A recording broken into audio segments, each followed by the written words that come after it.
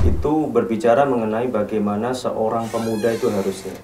Bait itu berbicara begini, wahal fatan fikum fama khillun lana wa rajulun minal kirami indana wa robatun fil khairi khairun wa amal birren yazinu wal yukos malam yukos.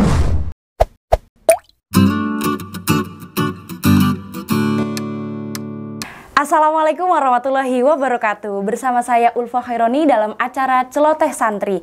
Kali ini kita mendatangkan narasumber yang sangat luar biasa sekali, merupakan salah satu asatidz dari Pondok Pesantren Darul Falah Besongo Semarang dan merupakan sekretaris dari Rumah Moderasi Beragama UIN Wali Songo Semarang.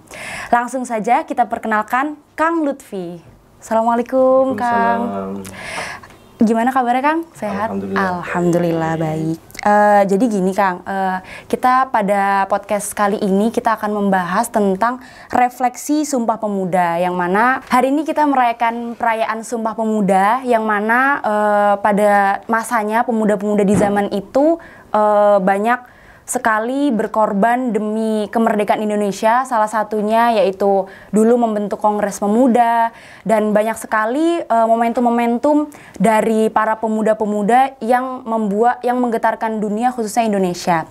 Lalu saya mau nanya nih Kang, gimana menurut Kang Lutfi sendiri terkait refleksi Sumpah Pemuda yang harus kita terapkan pada diri masing-masing pemuda saat ini? Oke, baik, terima kasih.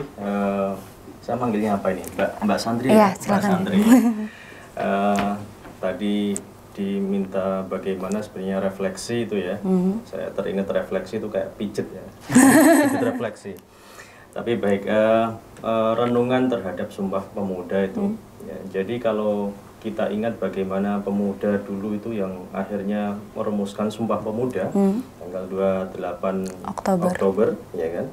Itu betapa mereka memiliki semangat dan jiwa nasionalisme yang besar, ya kan? Yang tergambar bagi saya itu adalah istilah ini loh ya, Jong itu loh ya, Jong Java, Jong Java dan sebagainya itu menunjukkan bahwa istilah Jong itu dekat dengan yang ya kan, yang itu artinya pemuda, ya kan, pemuda. Jadi kalau kita mengingat bagaimana mereka itu apa istilahnya tergabung bersama-sama, ya, mereka berkumpul bareng untuk merumuskan satu deklarasi besar yang sampai sekarang itu masih kita nikmati. Ini artinya bahwa apa ya, semangat nasionalisme mereka untuk bersatu harus kita ikuti sampai sekarang. Ya.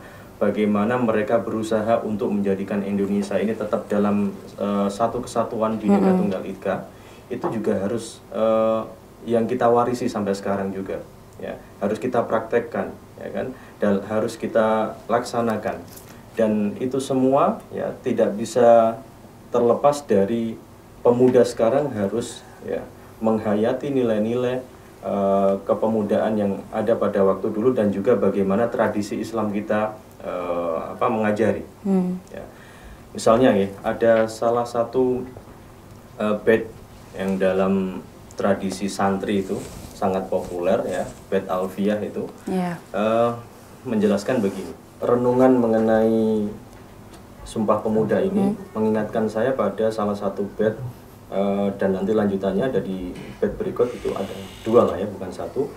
Itu berbicara mengenai bagaimana seorang pemuda itu harusnya. Bait itu berbicara begini, wahal fatan fikum fama khillun lana wa rajulun minal kirami indana wa robatun fil khairi khairun wa amal birren yazinu wal yukos malam yukos, ya. Itu ada di bab mubtada ya, bab mubtada khobar dalam kitab Alfiyah ya, bait Alfiyah. Itu kurang lebih begini isinya. Dalam bait itu ditanyakan, wahal fatan fikum, apakah ada seorang pemuda di antara kamu? Ya. Kemudian jawabannya, fama khillun lana, kita tidak memiliki kekasih di antara kita, nggak ada yang paling dekat dengan kita. Kemudian jawabannya, warajulun minal kirami indana, para pemuda itu hendaknya menjadi seorang tokoh ya, orang-orang yang bagian dari orang yang mulia. Orang mulia ini diartikan salah satunya adalah orang yang suka berderma. Ya. Artinya mereka punya jiwa altruis suka memberi ya kan, filantropis, suka memberi yang membutuhkan, apalagi di era pandemi sampai sekarang ini ya, seperti sekarang ini. Kemudian juga bait lanjutannya itu adalah warobatun fil khairi. Mereka itu dikaitkan, pemuda itu dikaitkan dengan orang yang suka dengan kebaikan. Ya. Orang yang suka kebaikan ini sangat general, ya kan? Kalau mungkin pemuda sekarang ini ya, perannya itu memang banyak dibutuhkan di dunia virtual misalnya. Ya mereka ya harus menyuarakan ide-ide yang brilian, ide-ide inovatif. Ya. Taruhlah misalnya ada yang memiliki ide mengenai menjadi YouTuber, ya kan? Kemudian bagaimana melakukan bisnis secara online, itu adalah bagian dari rohbatun fil khairi, cinta dalam kebaikan. Ya asal tadi sekali lagi bahwa kebaikan tadi itu memang sudah mengecualikan hal-hal yang negatif. Ya, misalnya bisnis online yang tidak halal misalnya, itu kan misalnya tidak diperbolehkan. Jelas itu warobatun fil khairi ya, khairun. Cinta dalam kebaikan merupakan bagian dari semangat seorang pemuda sekarang ini. Kemudian birrin yazinu, ya birrin yazinu. Kebaikannya dia itu akan senantiasa memberikan dia hiasan. Karakternya dia itu kalau sudah terhias dengan kebaikan yang dilakukan, itu secara otomatis akan terhias. Makanya semangat seorang pemuda. Ya, dan ini kebetulan momentum kali ini kan ya ini kan hampir berbarengan dengan Sumpah Pemuda kan, 22 Oktober yang lalu ya kan. Dan itu menjadikan kita semakin mantap bahwa pemuda ya dan juga santri ya ini harus senantiasa menggelorakan hal-hal yang positif. Ya, demi kebaikan kita semua, khususnya bagi negara kita. Lalu dengan kondisi yang saat ini di mana era globalisasi sudah sangat pesat berkembang ya Pak Kang, banyak sekali doktrin-doktrin buruk dari luar yang mana itu meracuni para pemuda-pemuda di Indonesia, khususnya pemuda-pemuda Muslim. Itu apa yang harus kita lakukan untuk bisa membentengi diri kita untuk tidak terjerumus pada hal-hal negatif di luar sana. Oke. Ya, baik, terima kasih Mbak Santri ya. Jadi saya cenderung begini ya, kita ini semuanya kan Mbak Santri juga bagian dari pemuda ya kan. Saya ini tadi karena juga dipanggil Kang ya, anggap saja juga masih muda ya kan.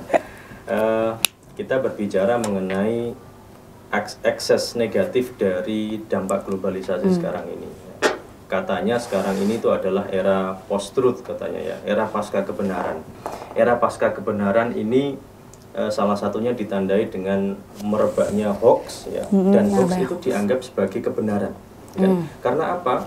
Sesuatu yang buahnya tidak benarnya kemudian dikonsumsi begitu saja dan akhirnya mereka tidak bisa menyaring. Nah, makanya bagi seorang pemuda mereka harus peka terhadap ini. Mereka harus menyadari. Dengan kesadaran itu diharapkan mereka mampu melakukan validasi, verifikasi terhadap berita. Ya, apapun bentuknya, info itu harus diverifikasi. Artinya, ya, proses verifikasi, validasi ini adalah bentuk dari sebuah proses di mana seorang pemuda harus melakukan pembelajaran. Belajar ini berarti dia terus-menerus melakukan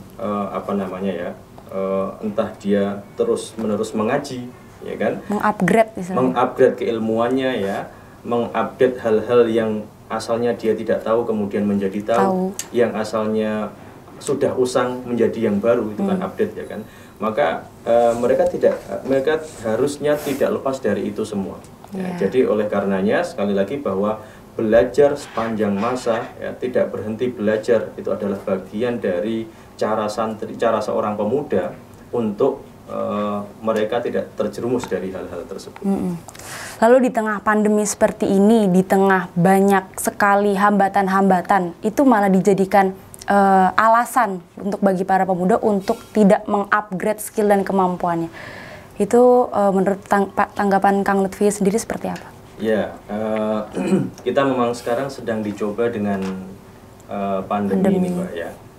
Jadi harapannya adalah justru dengan adanya pandemi ini ya, kita dicoba oleh Gusti Allah ya untuk terus mempelajari apa yang kiranya bisa kita keluarkan terkait dengan kemampuan kita.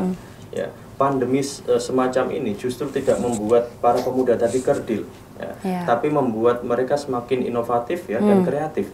Ini adalah bagian dari cara mereka menghadapi hal-hal yang susah. Nah, dan ini juga kalau kita mau refleksikan kembali, ini loh cara Gusti Allah ya mencoba seorang hamba. Apakah hamba itu bisa sabar? Ya, sabar ini bukan berarti berpangku tangan, tapi dia punya ikhtiar di dalamnya. Salah satunya adalah apa yang dia hadapi ya, terkait dengan tuntutan dalam hidupnya. Dia harus kreatif, dia harus inovatif terhadap perkembangan zaman dan keberadaan pandemi ini, maka harus dia lakukan.